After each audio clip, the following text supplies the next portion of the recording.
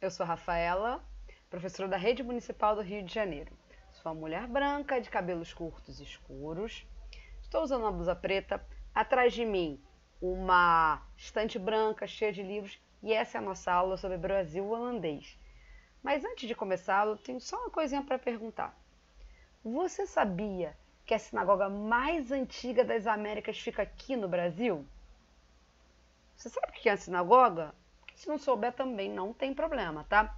Sinagoga, ela é o local onde os israelitas, judeus, se reúnem para praticar a sua fé, é o seu templo. No catolicismo a gente tem a igreja.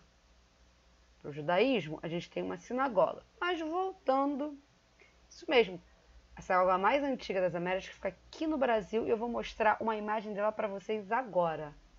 Tá aí, ó, é a sinagoga de Kahal Zur, Israel. Ela foi construída em 1637, ou seja, na época da colonização. E ela fica localizada na cidade do Recife, em Pernambuco, mais especificamente no bairro do Recife Antigo, na Rua Bom Jesus, antiga Rua dos Judeus. Por fora ela não é com tanta ostentação, mas por dentro é bastante diferente. Construída uma sinagoga aqui. Justamente a gente vai entender na aula de hoje sobre o Brasil holandês. O que é legal a gente perceber é que essa sinagoga ela está lá até hoje. Ela pode ser visitada. Então ela é uma das formas da gente estudar a história também. A gente vê a arquitetura, vê o prédio, vê a rua, vê tudo aquilo dali, vê o bairro do Recife Antigo, que é muito legal. Mas para entender bem essa história de uma sinagoga poder ser construída aqui, mesmo tendo catolicismo forçado, a gente tem que lembrar do contexto que isso aconteceu. E você já deve ter estudado isso, que é lá na União Ibérica. Vamos relembrar rapidinho o que é a União Ibérica? Ela aconteceu ali entre 1580 e 1640. Ela foi quando Espanha e Portugal tiveram um mesmo rei. Aconteceu um problema na questão sucessória do trono em Portugal, lá com Dom Sebastião, que morreu sem deixar descendentes. E isso vai gerar o quê? O final da dinastia Avis. E Filipe II de Espanha vai ser coroado como rei. Então, Portugal e Espanha terão o mesmo rei. Bem, qual a relação que Portugal tinha com a Holanda? Uma relação boa, porque a Holanda ela financiava e ajudava na distribuição do açúcar na Europa. Ela financiava, por exemplo, os engenhos. E vale lembrar que o açúcar era um produto que valia muito na Europa. Tinha uma grande aceitação. Tá, e como é que então era a relação da Espanha com a Holanda? Essa não era tão boa. Porque toda aquela região ali da Holanda, ela era da Espanha. E grande parte do lucro da coroa espanhola vinha daquela região.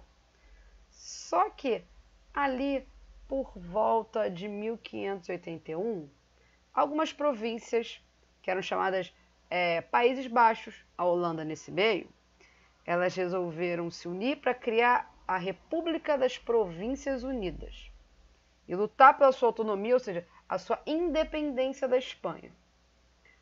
Então você já percebe que a Holanda e a Espanha se brigaram.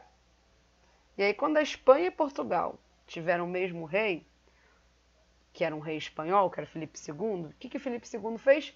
Tirou a Espanha de jogada ali na questão do açúcar, justamente como uma retaliação. Os holandeses também tiveram sua retaliação nessa história toda. Eles foram excluídos do negócio do açúcar, então o que eles fizeram?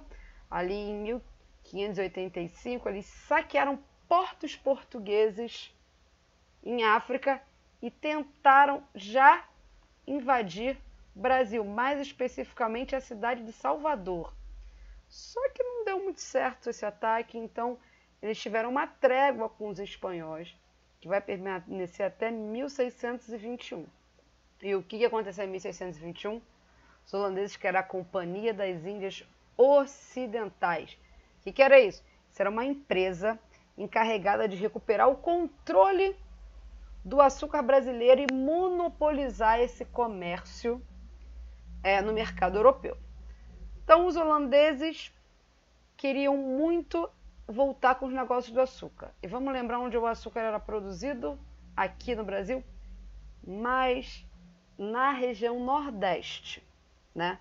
Também ali em São Vicente, mais Sudeste, mas Nordeste. Vamos lembrar que Bahia, Pernambuco são grandes produtores de açúcar. Aliás, são os maiores produtores de açúcar nesse momento na história do mundo. E o que vai acontecer? Primeiro, a Holanda vai tentar invadir Salvador ali em 1624. Vai permanecer um ano ali, mas vai ser expulsa. Vai se reconfigurar em 1630 e aí vai ser bem sucedido. Vai conseguir, com mais pessoas dessa vez, invadir Pernambuco. E essa questão, vai ser tão bem sucedida que de Pernambuco ela vai conseguir outras capitanias ali mesmo no Nordeste. E vai implementar a sua administração. Por volta de 1637, vai chegar um cara para administrar justamente esse Brasil holandês, chamado Maurício de Nassau, e esse é que vai dar um caráter diferente a essa colonização. A gente vai olhar rapidinho aí uma fotinho do Maurício de Nassau para vocês começarem a entender. Então, esse aí é o Maurício de Nassau. Como vocês podem ver, ele governou ali entre 1637 e 1643. Ele trouxe muitos profissionais liberais, como médicos, arquitetos, cientistas, artistas. Um outro marco importante do seu governo foi nomear a cidade de Recife como sede da Nova Holanda. Vale lembrar que a capital era Olinda, da capitania de Pernambuco, não Recife. O que o Maurício de Nassau fez também? Ele estabeleceu ali na região, ele vai praticamente transformar Recife. Ele vai colocar, por exemplo, calçamento nas ruas, drenar pântanos, construir pontes. Recife tem um monte de ponte, inclusive uma ponte muito importante chamada Maurício de Nassau. Vai construir um zoológico, um jardim botânico. Ele vai ser também um cara conhecido por ser tolerante e vai assegurar a igualdade de direitos de todos os moradores, independente da nacionalidade, desde que pagassem impostos. E aí ele vai colocar também a questão da liberdade religiosa, que foi exatamente o início que a gente falou ali na nossa aula. Em sua comitiva, como eu falei ali, Nassau trouxe muitos cientistas e artistas para justamente estudar e tentar retratar como é que era esse Brasil. Ele também trouxe médicos, botânicos, astrônomos, vários cientistas, porque ele acreditava justamente nessa coisa do poder e da importância da ciência. Então a gente vai ver, por exemplo, 3 figuras aí que remetem, são um pouco uns exemplos desses artistas que o Nassau trouxe. Aí, ó, 3 exemplos, 2 pintores e um mais preocupado com essa noção da ciência, né? As pinturas e os desenhos feitos por esses artistas europeus faziam parte de um estudo documentado das características da flora e fauna e dos habitantes do Brasil. Isso aí dá para perceber justamente nas 3 imagens aí que eu trouxe para vocês. Unindo o interesse científico ao talento artístico, as produções desses artistas serviam como principal fonte de informação durante décadas. Além disso, tornaram-se a base da imagem que os habitantes da Europa desenvolveram acerca do Brasil. Esses aí são os 3 principais artistas. Os nomes são sempre complicados de falar, mas eu vou tentar. Franz Post, Albert Eckhout e Zacarias Wagner. A decadência da colônia holandesa a gente pode explicar por vários fatores. Bem, a Companhia das Índias Ocidentais faliu e prejudicou muito todo esse empreendimento que tentou se fazer lá no Nordeste. Maurício de Nassau foi demitido, né, do seu posto de governador. Também aconteceu lá em Portugal a restauração, fim da União Ibérica. A dinastia Bragança, ela toma o trono, inaugurando um novo momento de governo português. Então, com esse novo momento, essa nova coroa começou a ter... ela começou a querer o resgate das suas colônias, o empreendimento de voltar a exercer a colonização em si. Então, o que vai ter? Os portugueses, a nova coroa, vai olhar melhor para esse Brasil holandês e vai tentar resgatar, justamente o quê? De forma violenta, através de guerras. Então, portugueses e holandeses tiveram guerra ali de 1645 até 1654. Os holandeses já estavam bastante enfraquecidos, né? Tinha falido a Companhia das Índias Orientais. Teve a Batalha de Guararapes aqui em 1648 e 1649, que enfraqueceu bastante os holandeses. E então, em 1654, uma esquadra portuguesa conseguiu cercar Recife. Recife fica no litoral, e conseguiu expulsar esses holandeses.